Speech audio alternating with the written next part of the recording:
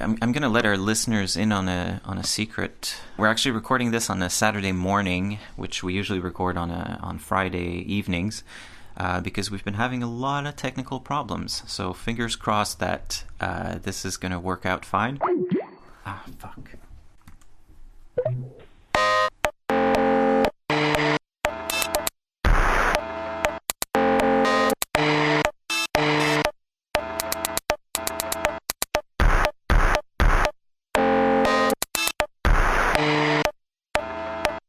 Welcome to Graphic Language, the weekly Trouble with Comics podcast with me, Alan David Doan. And me, Jan Bask. And this week we are going to be talking about Charles Burns's X'd Out trilogy, for lack of a better name. I think we kind of came to the conclusion that it doesn't really have an official name, this set of 3 graphic novels. Or they're not even really graphic novels, are they? They're sort of oversized comics. I've always been a proponent of it doesn't matter what it's called, they're all the same thing in different packages. That's very true. Yeah, so that's right. X'd Out is the first one, and the second and third volumes are called The Hive and Sugar Skull. These were published from 2010 to 2014, if I'm not mistaken. I think that's correct. Last night, we spent, I think, a couple of hours trying to record this podcast and dealing with connection problems. And one thing that was obvious was that we were both really excited to talk about this book. We both have a lot to say about it. So let's get into it right away then. X'd Out is a book that I suppose was a departure for Charles Burns, something that you had a lot to say about yesterday, which is the fact that it's in full color, whereas his previous work had been mostly black and white. Do you want to talk a little bit about that and sort of... Sure, yeah. Charles Burns was somebody who I had been aware of going back quite a long time. I think he was even in the original Art Spiegelman's Raw. I think he had some stuff in there, if I'm not mistaken. And he's somebody that would pop up in anthologies from time to time. As far as I know, always in black and white. And then he did this serialized comic book called Black Hole in, I think, the late 90s and the early 2000s. And it was a glorious black and white comic that kind of evoked, in a way, I think, and his whole style actually is very reminiscent of some of the EC horror comics. He's kind of, for somebody who's an alternative cartoonist, he has kind of a retro style. I don't think that he keeps to...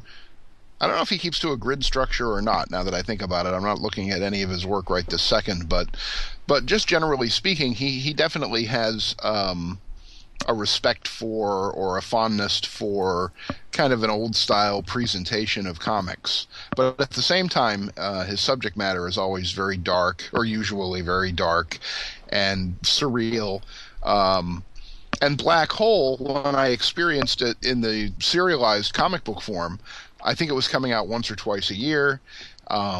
It didn't really... It was fun and it was exciting and every issue was an event, but when the collected edition came out from Pantheon, I think somewhere around 2004 or 2005, that was when you really realized that this was a major, mature work for a guy who had been around, I think, sort of the edges of comics for a while.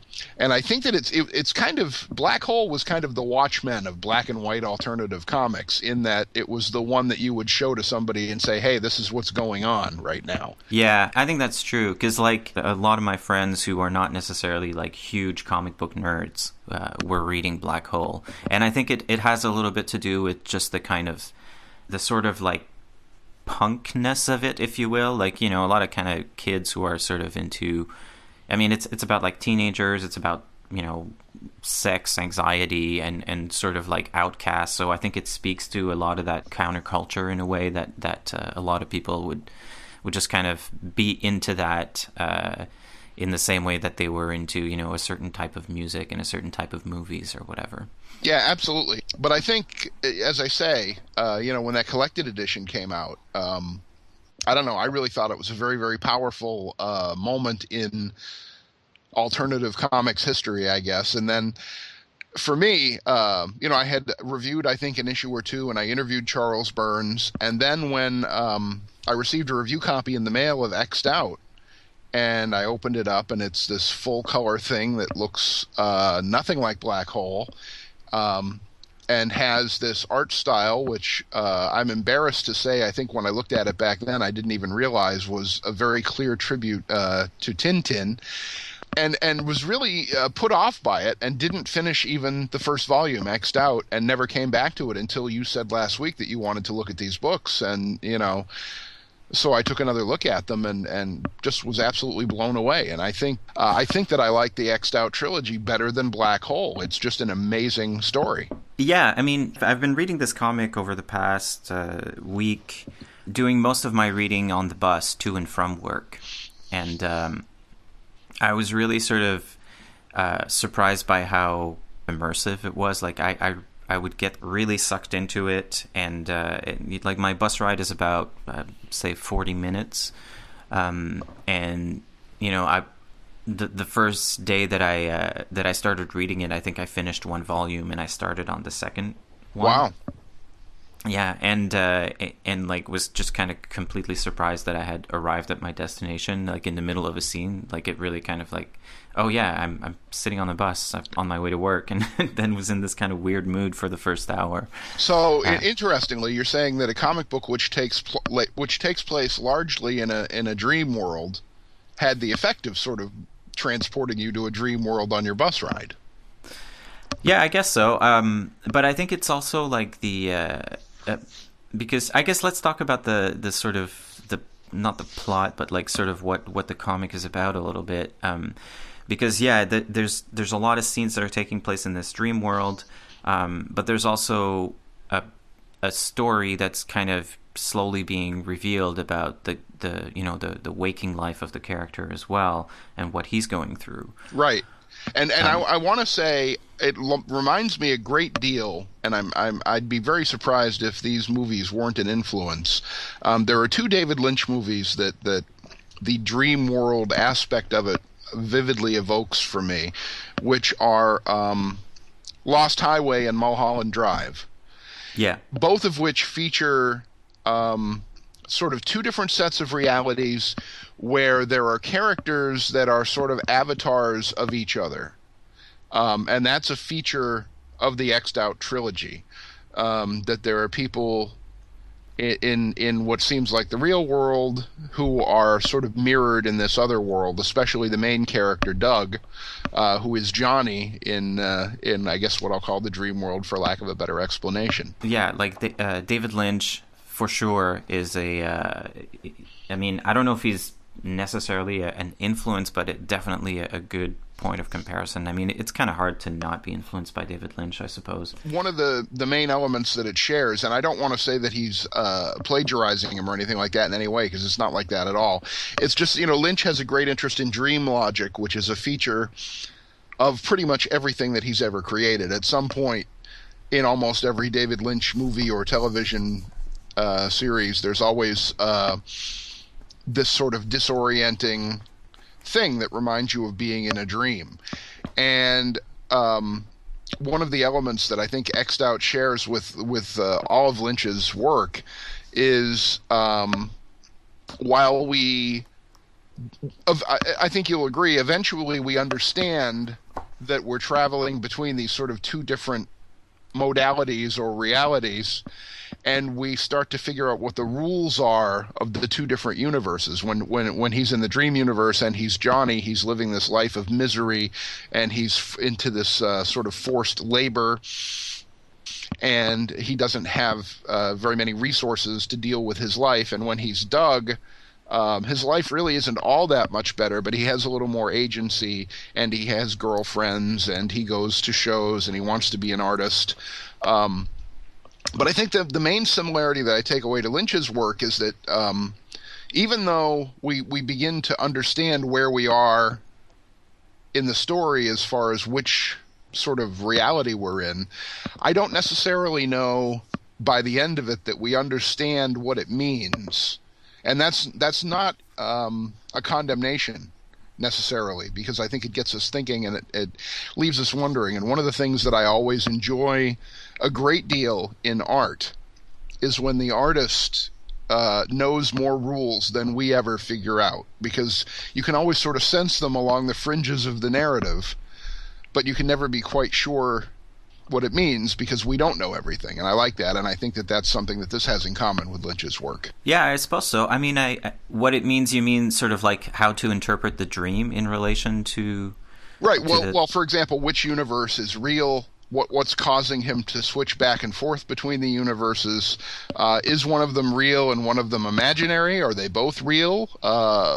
Within the universe of the story, which encompasses both realities, right?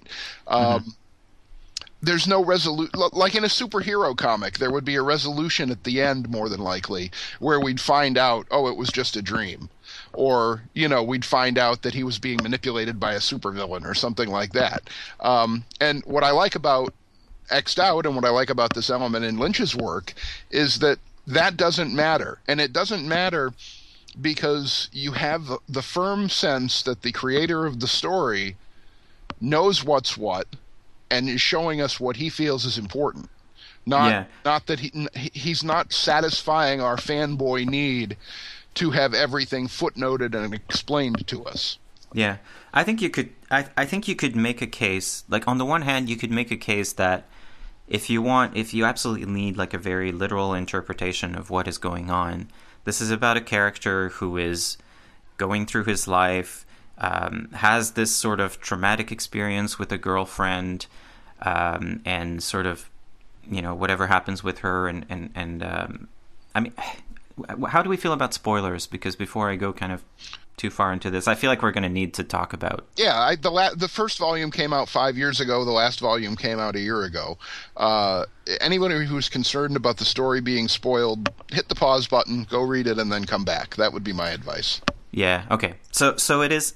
I think the literal interpretation is that it's about a guy who, meets this girl, who becomes his girlfriend, has this kind of traumatic experience with her ex-boyfriend kind of always being this sort of threatening force throughout the narrative. And then there's this whole business about her getting pregnant, and what you only find out at the very end of the comic as to what happened to that pregnancy, and whether she got an abortion or she had the baby or whatever.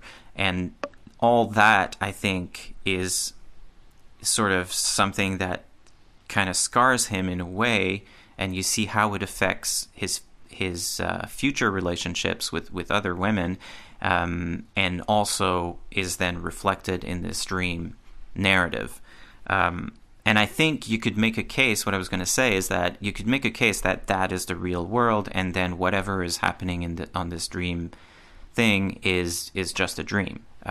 But or what I think... he's addicted to opiates. Maybe it's some sort of drug-induced, haze or hallucination. Maybe. But what I was going to say is that I think when you're saying, like, it doesn't really matter what the real explanation is, I think the way that I would put it is that Charles Burns gives equal weight to both of these worlds in a way. Definitely. So that, yeah, even though, if you're sort of literally minded and that you need the sort of comfort of this explanation of, this is a dream, you can kind of separate it that way. But from an artistic or from a narrative perspective, both of them are given the same weight and the same importance and treated with the same kind of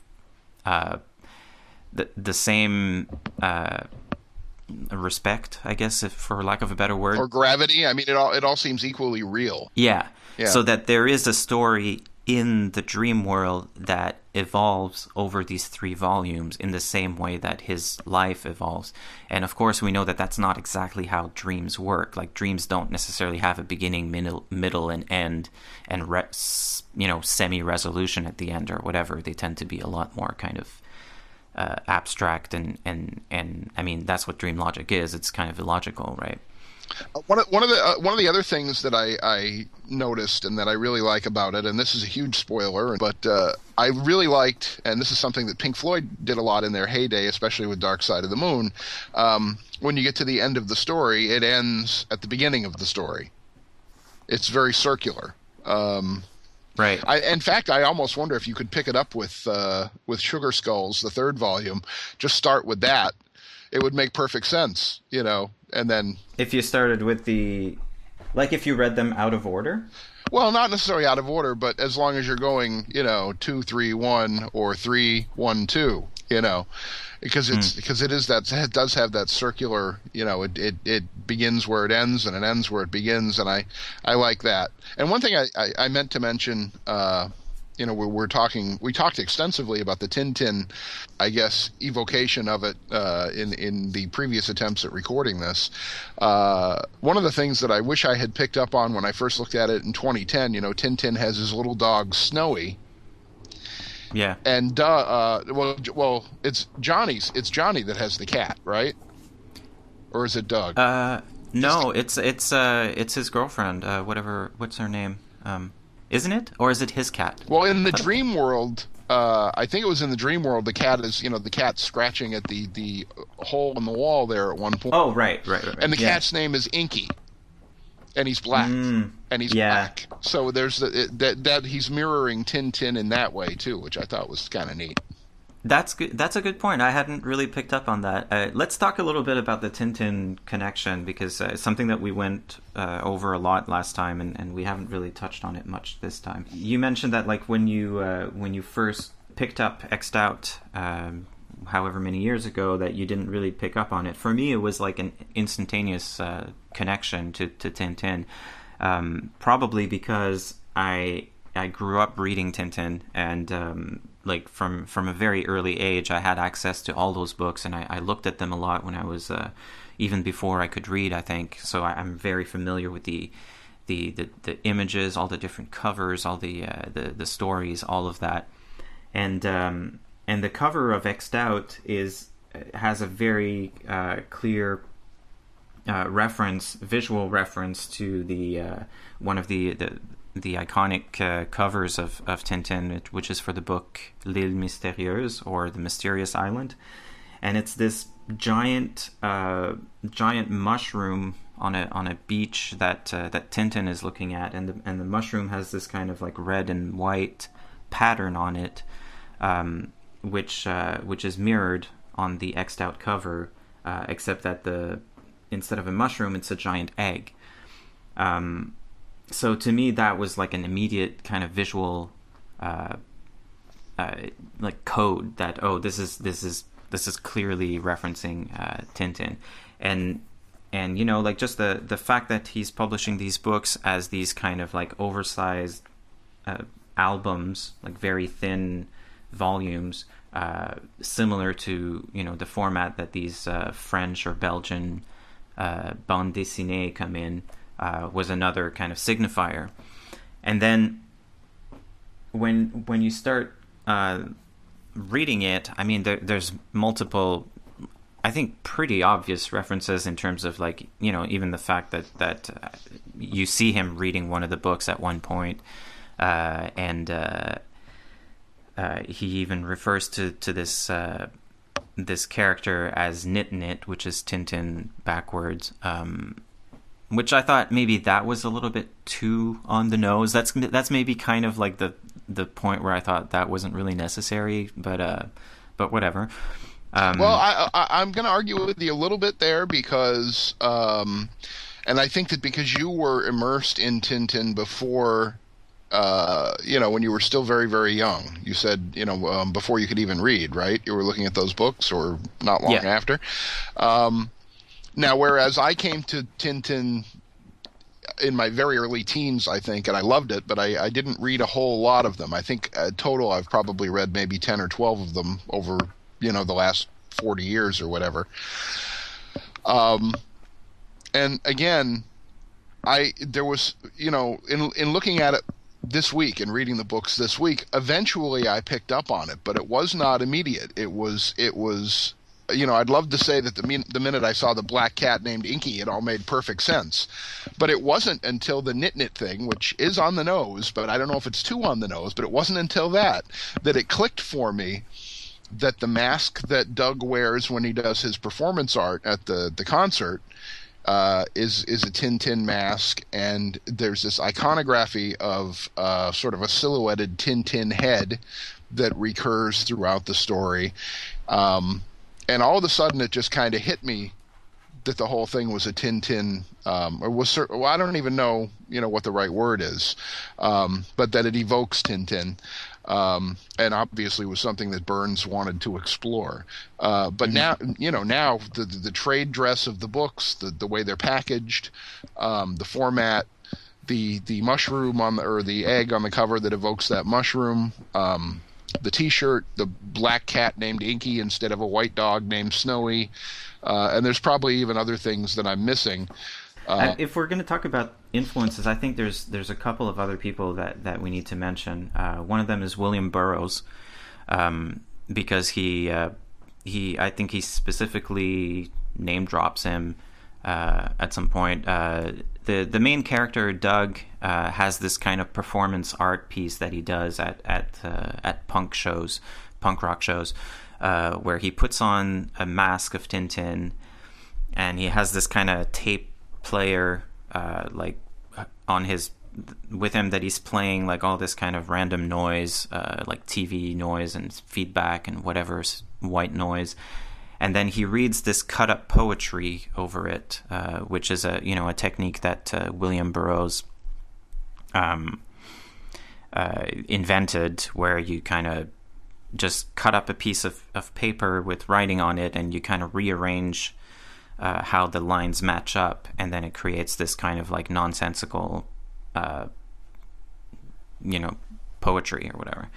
And I think beyond that, some of the Dreamworld adventure, like the sort of I almost want to say like Orientalist, like the sort of like the fact that it's kind of taking place in this like vaguely Asian or potentially like Middle East kind of like world that I think, and just the kind of weirdness of that, some of that is kind of a little bit reminiscent of of William Burroughs, and just the kind of grotesque nature of it too. Oh yeah, absolutely. There's no question. Yeah. In fact, some of what I'm ascribing to David Lynch Burroughs may have gotten there first. Now that you say that. Mm-hmm. And I think, and this one is maybe a bit more of a stretch, but I think there's another David, which is David Cronenberg, that might be kind of an influence. I don't know if he is, like, I don't think it's as direct, but just it certainly made me think of it, just because like, and that's something that really kind of, I think, goes all the way back to Black Hole, just in terms of the body horror and the kind of like. Yeah, I would totally agree, especially the. And again, I don't want to give too much away. We'll leave something even for for some people that haven't read it. But the, I guess the grotesquerie of human relations. The fact of the matter is that we're all these sacks of meat. And before Doug's adventure is over, he learns a few things about how other people's bodies work in that world that he may not have wanted to know, or certainly hadn't anticipated. That's definitely the most visually shocking page of the book, or couple of pages. I wanted to talk about also just the sort of I guess the formalist aspect of the book that I really enjoy. You mentioned earlier that you weren't sure he was using like a grid layout or anything. It's something I was paying attention to. He's not using like a fixed grid or anything in these books, but it's always 3 rows of panels, and they're always exactly the same height. So that is something that is constant throughout the entire series. Although the number of panels per rows can kind of vary, so it's not like it's on a 9-panel grid or anything. And then he does this other thing that I really, really like, which is on the very first page of each of the books, he has this kind of, it's like a 9-panel grid that's been kind of, all the panels have been cut in half vertically, and they're just kind of, it's just kind of this arrangement of colors of like solid panels of two different colors. So in the first book, it's black and red, and I didn't pick up on this when I first read it, but it's actually it forms an X, right? I don't the first book. I definitely didn't catch that. And then if you look at the second one, the exact same page, but the arrangement of the colors, it forms this kind of like pyramid shape, which is representative of the hive. And in the third book, again, the exact same thing, but this time it kind of forms a skull, which is the name of the book as well, Sugar Skull. So it's this really neat. It's a really neat use of like a formal element that he uses within the book as well, right? Because he keeps kind of using these half panels, these really lean vertical panels, as almost like a pacing device to sort of like introduce like a pause or a transition in the narrative. And I think it begs the question, the first one being an X and the title of the first book being X'd out. What is being X'd out? Yeah, that's actually a good question. I'm not entirely sure what that means. I'm thinking maybe it's his waking consciousness. Yeah. Because he does get it, when his father dies and he inherits his for some reason unused collection of opiates, and he starts using those. Maybe I'm guessing, unless you have a better theory, that maybe is what it's referring to, that he's Xing out his anxieties, his consciousness, and entering into this other reality, which doesn't turn out to really be all that much better. Yeah. I don't know, because the other two titles are they're so clear. They're very specific references to things in the book, and X'd out is a little bit more. Well, the hive is clear to me because I think we can figure out what that's a reference to based on what happens. But what is really the significance of the sugar skulls, which are this candy treat that they can buy in the dream world? But is there a greater significance there? I mean, I don't know what it represents. He does run into someone important to him trick-or-treating in the third book, right? Going around looking for candy. Yeah, I think it's multiple kind of associations. But what I mean is that at least you know what the sugar skull is. Like it's you know what the object is in the book that the title comes from. Whereas X'd out, I have a theory actually about the X'd out thing. In the third book, you see him counting the days that he's been sober, and he's Xing out the days with a red X over the calendar. That could be something. Very good. And the X is red in the first book? The pattern you said is yeah. That's a red X. So I think we're narrowing this down. I think.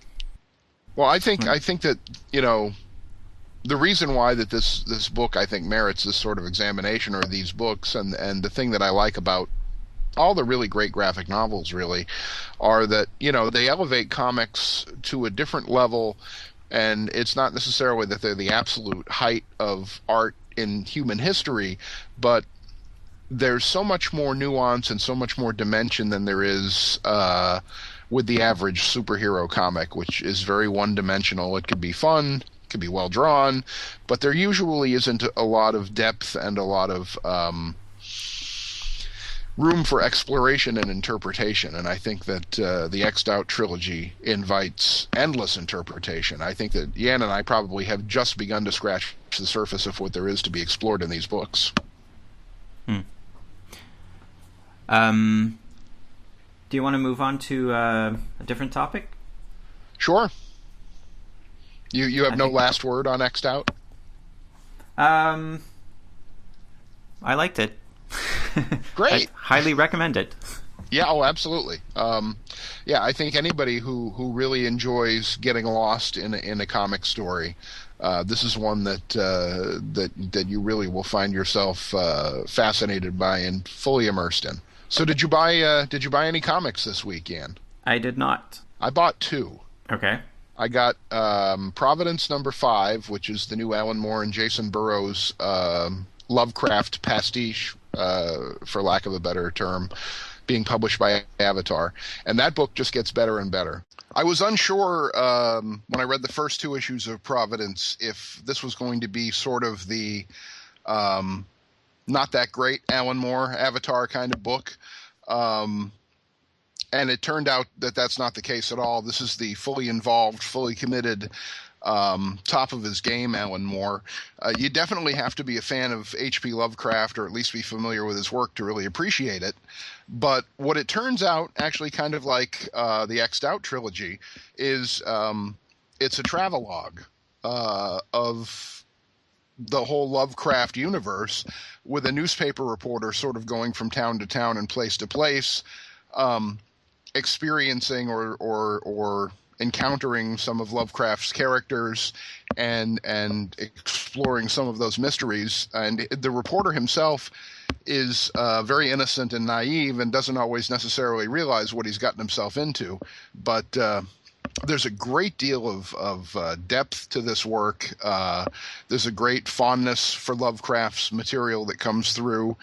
There's a great deal of creepiness, but it's not the overt sexual horror that we found in the last Lovecraft Moore comic, which was Neonomicon, which turned off quite a few people, from my understanding. I liked it. I enjoyed it, but I know that a lot of people had concerns about it or were repulsed by it. But this is a very different thing. It's sort of Lovecraftian in that it's sort of this genteel look at that universe, but with the horror always just off panel or just around the edges of it. And I find it, and it's beautifully drawn by Jason Burrows. I think it's probably the best work of his career. Interesting. Yeah, I haven't picked any of it up.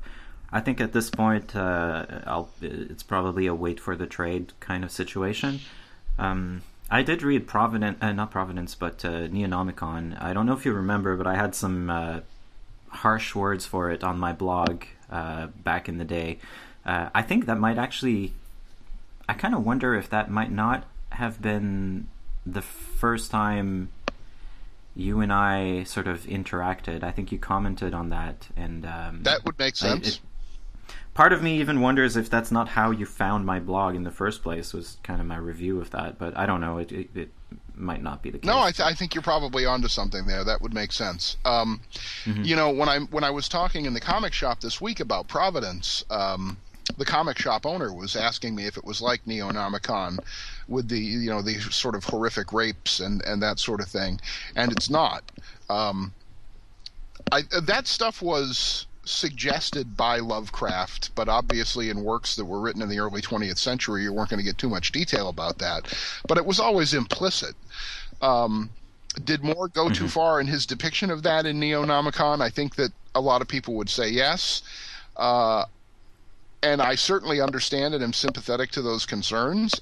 As far as Neonomicon goes, I really took it largely as a statement by Moore about his experiences in the corporate comics world. I think that he was definitely using, if you read between the lines, I think that he was expressing some of his feelings about how he was treated specifically by DC Comics. I think that kind of makes it worse. If that's the case, if he's using like a graphic, violent depiction of a woman being raped by a Lovecraftian monster for his experience with DC, that makes him a piece of shit. Seriously. I don't know. I mean, I think if you think about the fact that Moore walked away from DC fairly, I won't say amiably, but peaceably, and sort of as a gentleman, and then went on to create this new line of comics, the ABC line, which DC then went out of its way to, through really Machiavellian techniques, get Moore back under their thumb. And all this is a matter of record. It's not speculation. Yeah. You have to think, because he was exhausted by DC and wanted nothing more to do with them, and had every reason to think he was free of them, and then found himself back under their thumb for years. I certainly agree that it may be over the top, and perhaps, and maybe I am reading too much into it, but I don't think that. I think that you may be underestimating the level of horror or the level of oppression that he may have felt as a result of that circumstance. I don't know. I don't deny that he was treated very, very poorly by DC, and that he has every right to be angry or upset or whatever about it, and exploring those feelings in whatever way he wants. But I don't know. I mean, to me, it still seems kind of weird to sort of turn that into a. And who knows if that's even what he's doing, right? Right. Well, that was my interpretation, and I think, but Yeah. again, but the fact of the matter is that the stuff was implicit in Lovecraft's original work. That he chose to explore it in such detail is it could be questionable. I would say that Neonomicon is not one of my favorite works of his. It may be pushing the envelope in a way that is not entirely welcome in today's world, and possibly rightly so. You know, a lot of people have problems with some of his chosen themes, and I can't always defend that. The only defense that I can offer is that, generally speaking, I think that he is usually coming from a place of good intentions, and I think that he really wants to explore the absolute edges and extremes of what he's talking about in his art. And I don't think that in a lot of cases that's the reason why we see something that you might compare it to, like the Human Centipede or the Saw movies or something that's similarly extreme, where it's just, I think, a cynical cash grab designed to play upon people's desire to just see something, some sort of horrific spectacle. I don't think that that was the intention. No, I think that there's no question that there's more substance to it, but yeah, I mean, whatever. But anybody that was turned off by Neonomicon, I don't think you're going to feel that way about Providence, because it's definitely a different modality that he's working in terms of what is revealed and what is seen. And the only aspect of it that it shares with Neonomicon is that it's all influenced very much so by what was sort of implicit in Lovecraft's original work, much of which was had to be told to us in code because it just was not done at that time to just sort of say what we were talking about. So there's no explicit connection in terms of them sort of taking place in the same world or having some kind of No, I don't think so. Okay. I don't think so. In fact, Providence, if I recall correctly, Neonomicon named names in terms of like Cthulhu and Nyarlathotep, whatever it is, that in a way that Providence does not. Providence is almost like an alternate universe Lovecraft story, in that like Miskatonic University is now St. Anselm University. Everything is he's sort of turning everything on its ear, and so it's not quite, I think Dr. Herbert West is now Dr. North, something else North. Okay. So you can figure out what's what, but it's not a one-to-one correlation like it was, I think, in Neonomicon. Okay. Now, the other comic book that I bought this week probably couldn't be more different in style and substance. I was going through the $3 bin at my local comic shop, which is Excellent Adventures in Ballston Spa, New York. And I happened to come upon the Captain Canuck Summer Special from 1980. Which was one of the first Captain Canuck comic books that I bought. I think my first issue of that was number 9, and I think the Summer Special came out between like 11 and 12 or 12 and 13, something like that. But what was exciting to me about Captain Canuck as a very young reader, I think I first encountered them when I was 13 or 14, was that it showed that you could have a superhero story that was exciting and well-drawn and interesting, but that, it wasn't an American superhero. It wasn't published by Marvel or DC. The artist who penciled many of those Captain Canuck stories, George Freeman, later went on to do a lot of work for DC, and was an absolute delight to look at his work, which was just beautiful. He illustrated, I don't know if you remember the Batman annual that Alan Moore wrote about Clayface falling in love with a department store mannequin. Do you remember that? I don't think I read it, but it's in that big DC Universe Alan Moore collection. Which I have, and I don't think I've made it through all the stories Yeah, we'll yet. take a look at that one, the Batman story. Just beautiful artwork. George Freeman was an amazing penciler, and still is, as far as I know. I don't know what he's doing these days, but I've seen him on Facebook. I know he's still around. Okay. But as a Canadian, have you read Captain Canuck? Do you have any thoughts on that? No, I've never read it actually. How It's much awareness is there of it in the Canadian sort of comics conversation? And um, this, I'm guessing this will be the part where you tell me you don't really take part in the Canadian comics conversation. well, no, I guess I don't really take part in a lot of comic conversations. I think people are aware of it. I'm sure some people, yeah, I don't know. I think I don't Well, have a lot. I don't have a lot of exposure to it, so it's a little bit difficult for me to comment. And part of it is just that it came out, at a time when I wasn't really. Uh, what year did you say that was in? well, I believe the book started in the late 70s, maybe 78 or 79, but it wasn't distributed in the States until number 9. That was the first issue.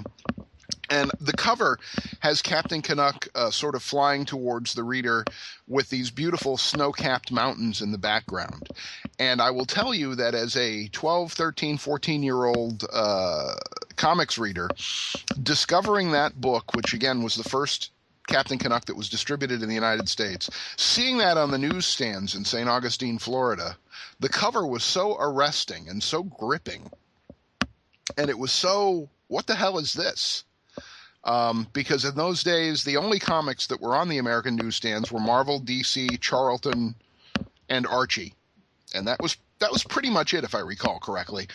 And to see this comic book shaped comic, this Captain Canuck, it caught my eye immediately. And the earliest issues were both drawn and written by the character's creator, Richard Cumley, and Cumley is not the world's greatest comic book artist. So it was fortuitous that it wasn't distributed in the States until George Freeman was drawing it, because that artwork was as good as anything in any Marvel comic published that month, and just immediately, I mean, all I had to do was flip through it to go, I got to have more of this. I got to take this home and read it. Now, I will say, if you have an interest in it, IDW has collected, there are 2 hardcovers, Volume 1 and Volume 2, that collect all the George Freeman drawn issues. There's also a trade paperback that IDW put out, which I think is called The Complete Captain Canuck, which has every issue, including an unpublished issue and the summer special, which unfortunately is not reprinted in the 2 hardcovers, because the 2 hardcovers are the way to go. They only have the George Freeman material. So it's beautiful artwork from cover to cover in each one. But for some strange reason, they chose not to reprint the summer special, which, again, looking at it this week after 35 years, holy cow, it was just such a great package. It was 95 cents Canadian, and it's really, really thick. It must be at least 64 pages. It has 7 or 8 stories in it, and a lot of it is beautifully drawn George Freeman stuff. Anybody who is interested in sort of the alternative history of superhero comics, I think Captain Canuck is something worth investigating, because I just have a great, great affection for that character.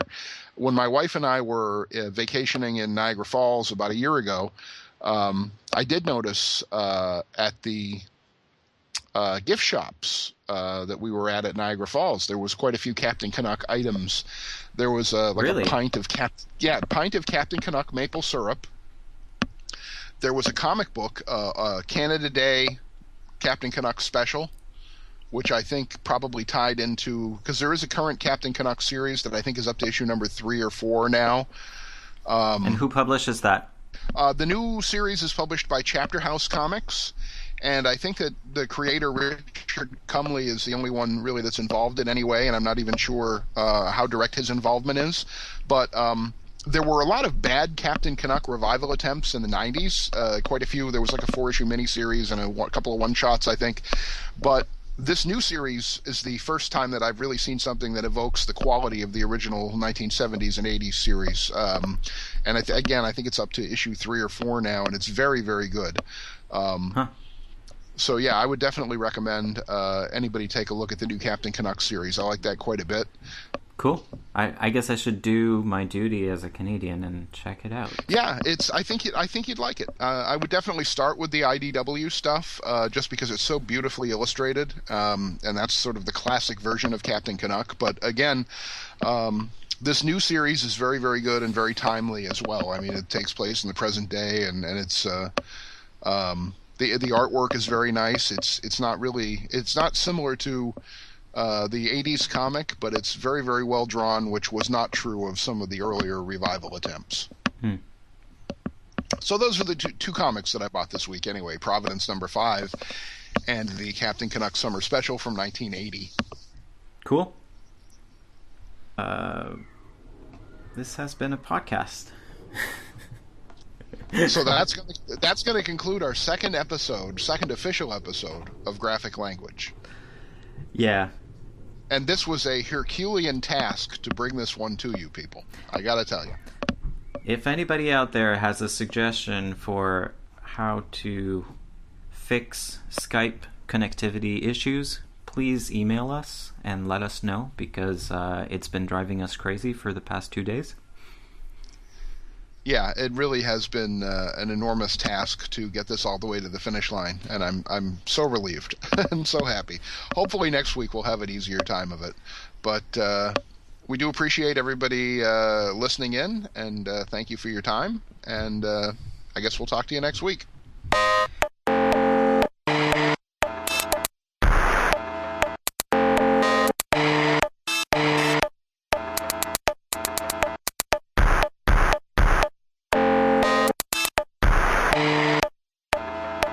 The last thing I heard you say was it was a really kind of neat use of